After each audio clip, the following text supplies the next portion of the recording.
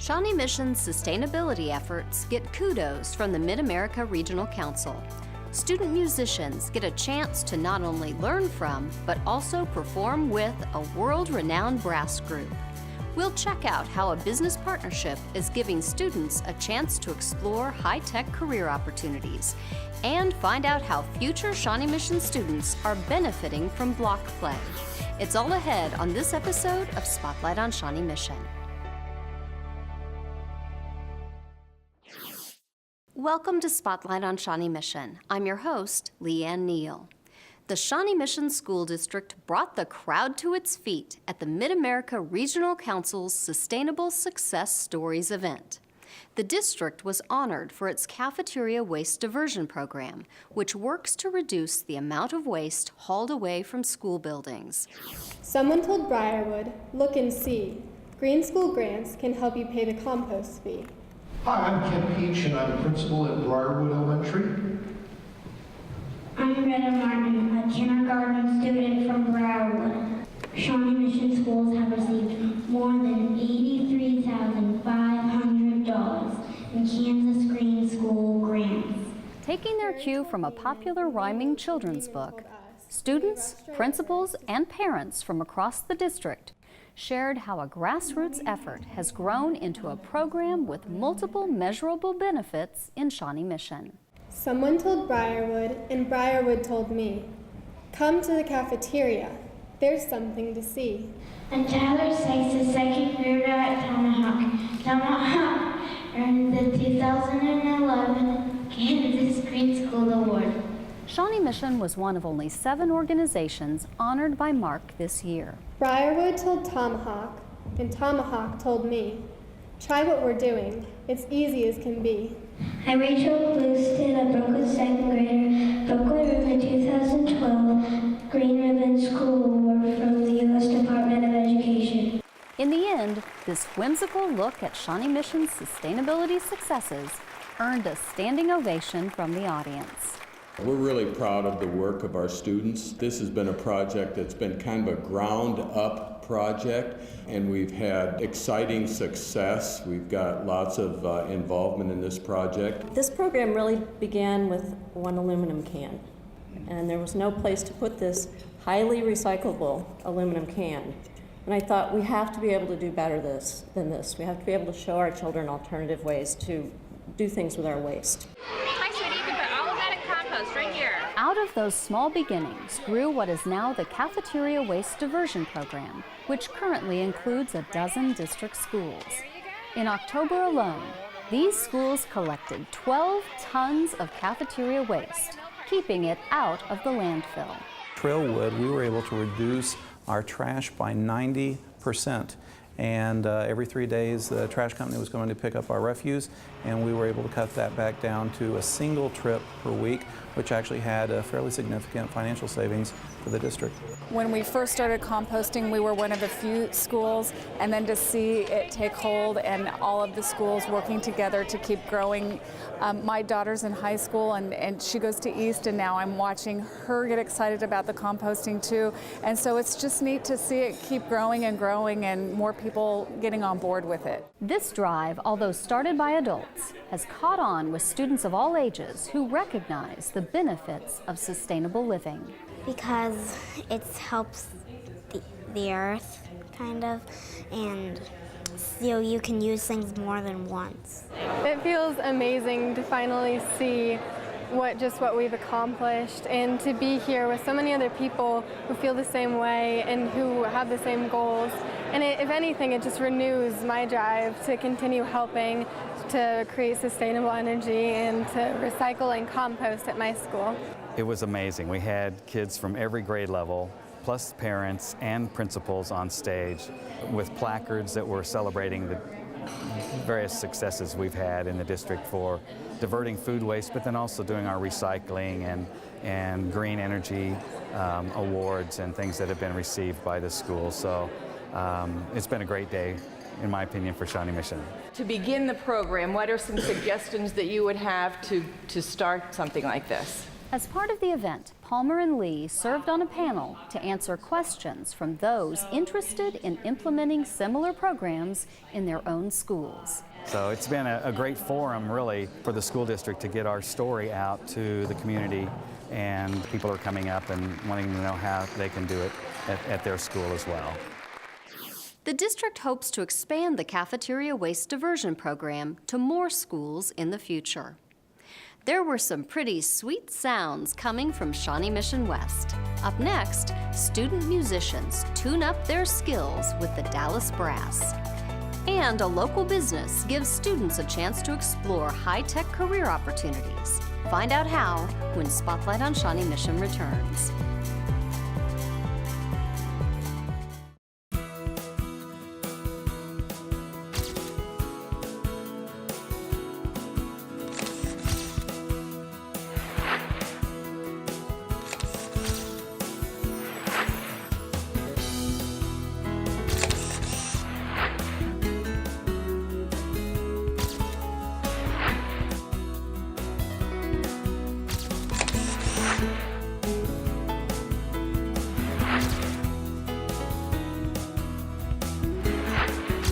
My name is Haley. And my name is Adam. And we read the book Emily's Fortune by Phyllis Reynolds Naylor.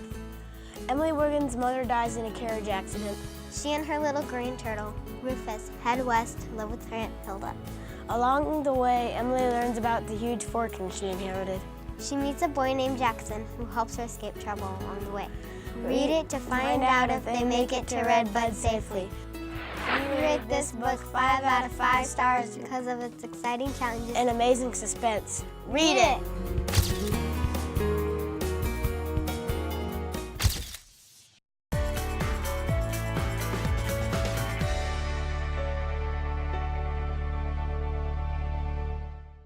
One, two, ready, go.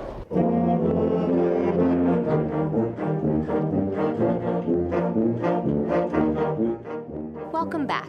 A group of student musicians took advantage of a very special opportunity to learn from the pros as Shawnee Mission West welcomed the Dallas Brass.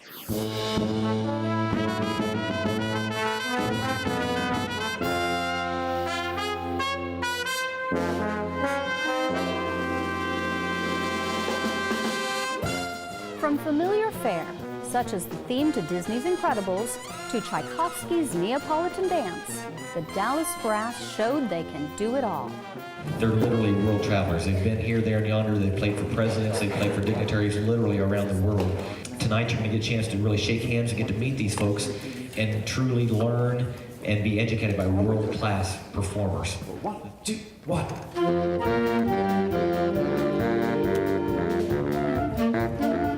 The Dallas Brass started as a quintet in the 80s. Their visit to Shawnee Mission West included a workshop for high school musicians and one for West Ridge Middle School students.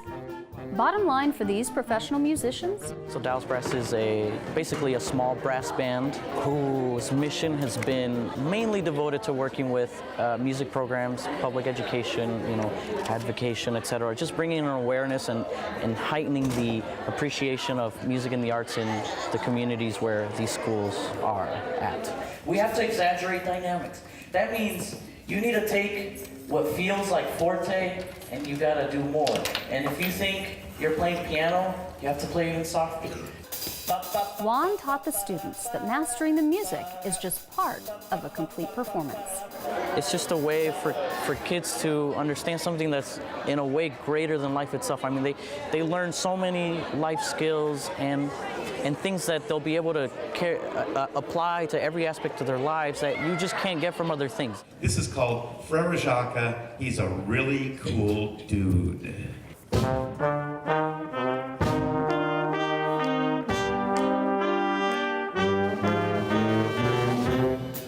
Although the group performs all over the country, the founder says its #1 priority is to get students involved.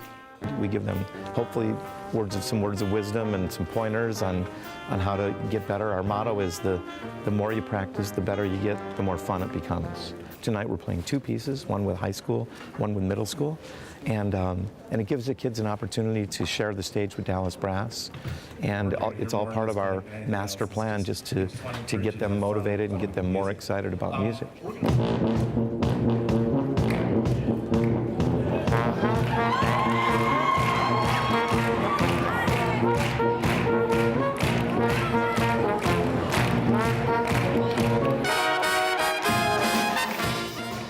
Seem to be picking up what Michael's putting down. Well, he said a lot of inspirational things about practicing, and I'm not exactly the best at practicing in the world, so it makes me feel like if I practice more, I'll do a lot better. Anytime you get together with people that are better than you, that encourages you, and when they see all these folks coming together, especially the middle school kids, and get to see the high school kids, it's like being mentored all over again, and the high school kids get to see the professionals, but also just talking about the finer points of music and encouraging them to not give up on music and not forget what music can do for them. No matter how old they get, they can always have a place in music. What I saw is that music can change everything, and it motivates you in a whole bunch of different ways. So we're hoping that will have an impact on saving music programs in schools and making people realize how important the arts are. It's not just entertainment. It feeds the soul.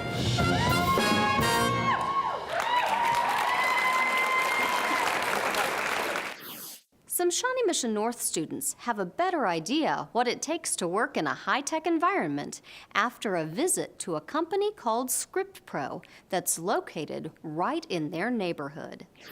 Operating out of Mission, Kansas, ScripPro manufactures robotic machines that are sold around the world. ScripPro creates products for pharmacies that automate the prescription filling process and just to help run the pharmacy. Students from Shawnee Mission North's computer programming and digital design classes had the chance to tour ScripPro's facilities. Each student got to try being a pharmaceutical technician and filling a prescription for M&Ms. Yep, and then scan your badge and put a cap on it right here. The robot, it counts pills and it dispenses them automatically, so it takes the human error out of getting the prescriptions right. The tour of the factory also included an interesting area called the Competitor Corral, which gives ScripPro's customers a chance to see how their robot stacks up against the competitors. I think the robot's really cool. I kind of want to know what goes into making it software-wise. Computer programming instructor Chuck Harrelson hopes the trip gives his students a feel for how classroom learning translates to the real world.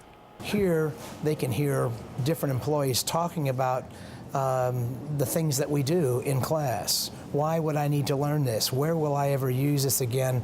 How might this apply to multiple careers down the road, and be able to see, yeah, that's something that I could do down the road. I like this. I can make this work. This is currently Flash. We're moving everything out of Flash into HTML5 and JavaScript. Does anybody know why? On the tour, students also got to visit with one of ScripPro's graphic designers to learn more about desktop publishing in action. Digital design student Diane Caldron knows why her teacher thought visiting ScripPro was important. We are working with client services right now and how to work with them, and she just wanted us to see what we're learning in class, how it can be applied in the real workforce. It's great to have questions, and it's nice to have a small group where you can really have a lot of questions and have a discussion. I think it's pretty cool. I feel like I've learned a lot here. My mom is actually a part of CVS, so she talks to me about this stuff, but I never really understood it until now.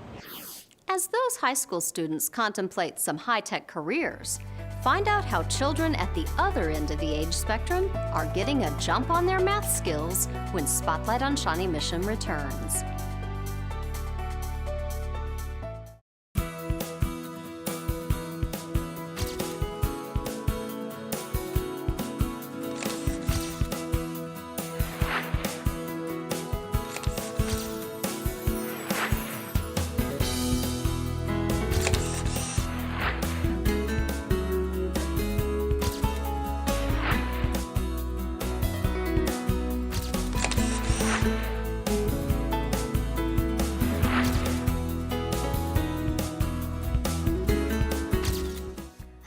My name is Lily, and I read the book Zora and Me by Victoria Bond and T.R. Simon.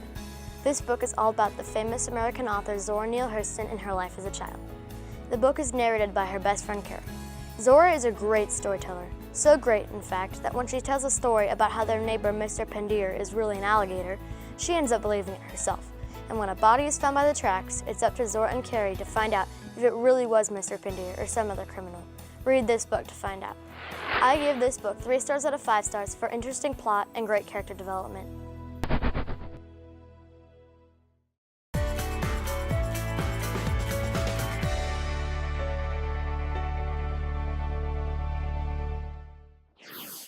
Welcome back.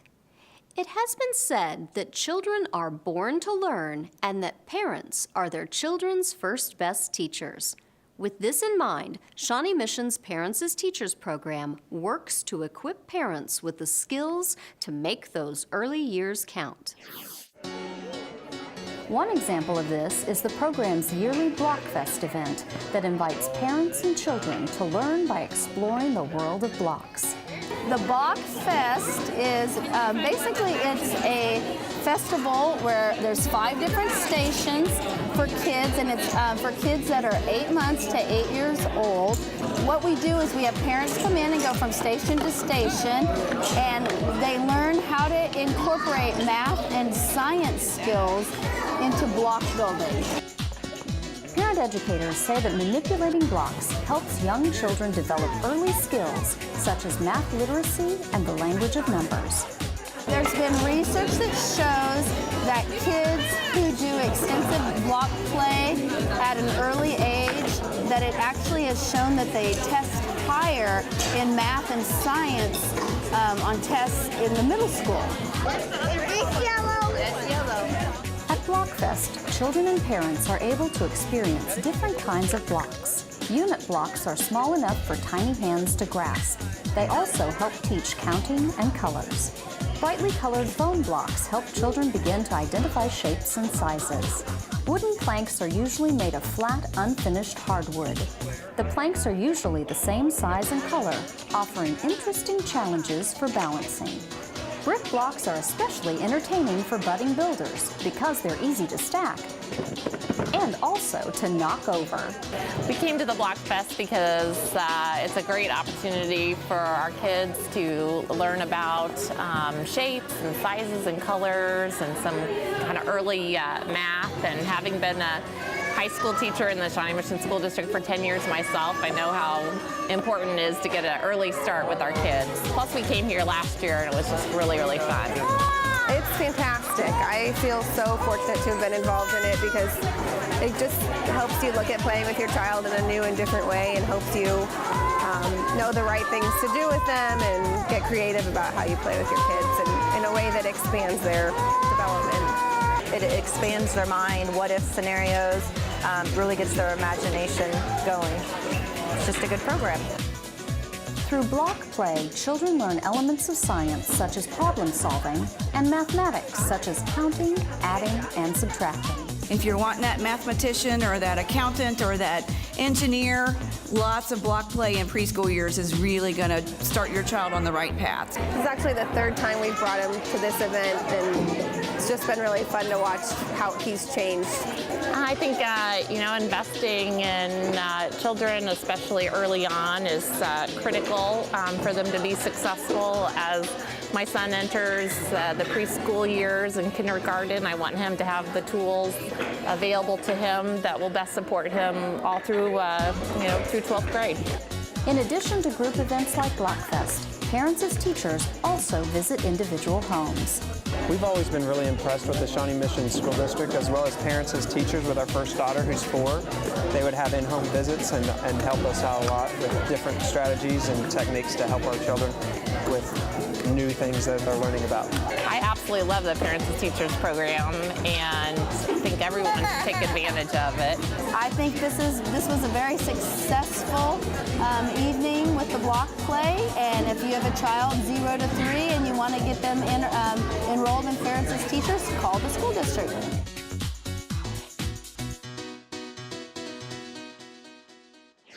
To learn more about Shawnee Mission's Parents as Teachers program, go to smsd.org, click on the Parents and Students tab and look for the Parents as Teachers link. That's all the time we have for this episode of Spotlight on Shawnee Mission. Join us again as we continue to feature the programs and people of Shawnee Mission who are helping guide students to success. Thank you for watching.